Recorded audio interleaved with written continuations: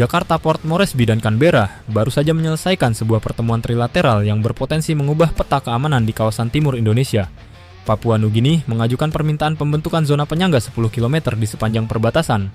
Sebuah usulan yang memunculkan pertanyaan besar. Apakah ini menandakan kekhawatiran terhadap kebebasan operasional TNI di Papua? Ataukah merupakan langkah pragmatis demi stabilitas kawasan? Pada tayangan ini, seluruh fakta dan dinamika geopolitik akan kita telah secara menyeluruh.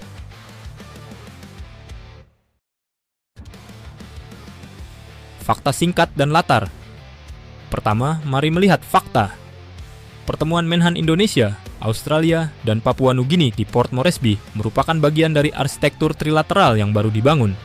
Dalam forum inilah PNG menyampaikan gagasan zona penyangga 10 km, sebuah ruang tanpa fasilitas militer dengan mekanisme patroli terkoordinasi. Usulan tersebut muncul tidak lama setelah Australia dan PNG menandatangani perjanjian Pukpuk, serta setelah Jakarta dan Canberra mencapai kesepakatan keamanan baru. Dengan kata lain, kawasan ini tengah mengalami gelombang pembentukan struktur keamanan baru yang saling bertautan.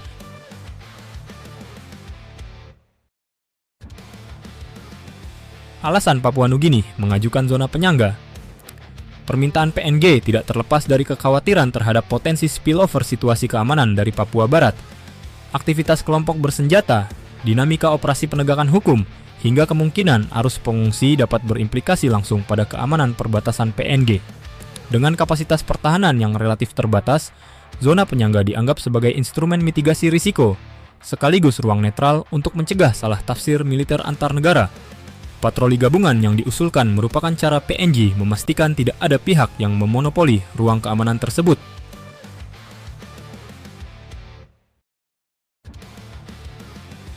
Pengaruh perjanjian Pukpuk dan kesepakatan Australia-Indonesia. Perjanjian Pukpuk memperkuat hubungan pertahanan Australia dan PNG, yang pada akhirnya meningkatkan kehadiran Australia di Pasifik. Jakarta memantau dinamika ini dengan saksama. Namun di sisi lain, Indonesia dan Australia sendiri baru menuntaskan perjanjian keamanan yang memperbarui kerangka kerja sama bilateral. Kombinasi kedua fakta ini menjadikan PNG ingin memastikan bahwa peningkatan hubungan dengan Australia tidak dipersepsikan sebagai langkah yang mengganggu stabilitas di perbatasan dengan Indonesia.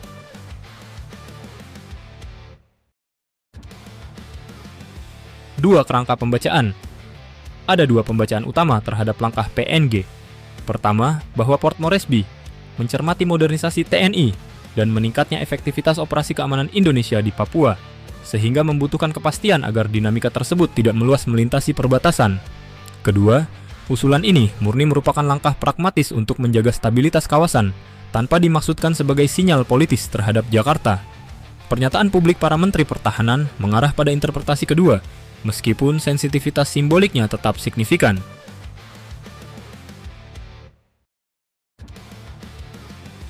Implikasi militer dan geopolitik. Jika zona penyangga dikodifikasi, sejumlah implikasi dapat muncul.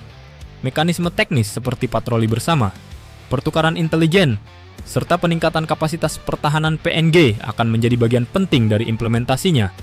Langkah ini berpotensi memperkuat stabilitas perbatasan, tetapi tanpa koordinasi yang matang, justru dapat menimbulkan kesalahpahaman operasional di lapangan. Dengan demikian, kunci keberhasilannya terletak pada transparansi dan sinkronisasi kebijakan antara ketiga negara.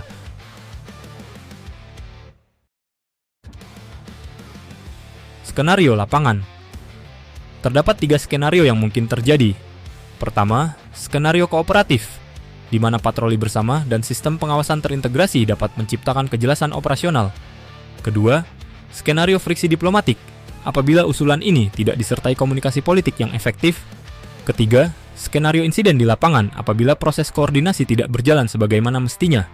Dari perspektif stabilitas kawasan, skenario pertama merupakan pilihan terbaik, tetapi membutuhkan komitmen dan disiplin strategis dari seluruh pihak.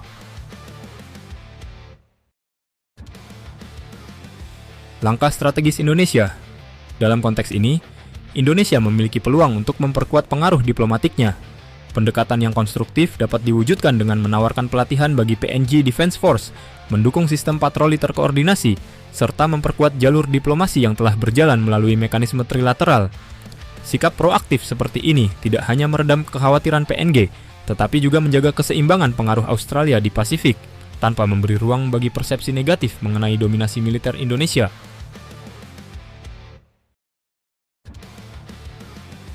Kesimpulannya, permintaan zona penyangga sejauh 10 km dari Papua Nugini merupakan respons preventif terhadap risiko keamanan di perbatasan, bukan indikasi memburuknya hubungan dengan Indonesia. Jika dikelola dengan profesional dan transparan, langkah ini justru dapat menciptakan stabilitas jangka panjang. Bagi Indonesia, yang terpenting adalah menjaga kesinambungan diplomasi, memperkuat koordinasi, dan memastikan bahwa dinamika kawasan tetap berjalan dalam kerangka stabil, aman, dan saling menghormati kedaulatan. Terima kasih telah menonton.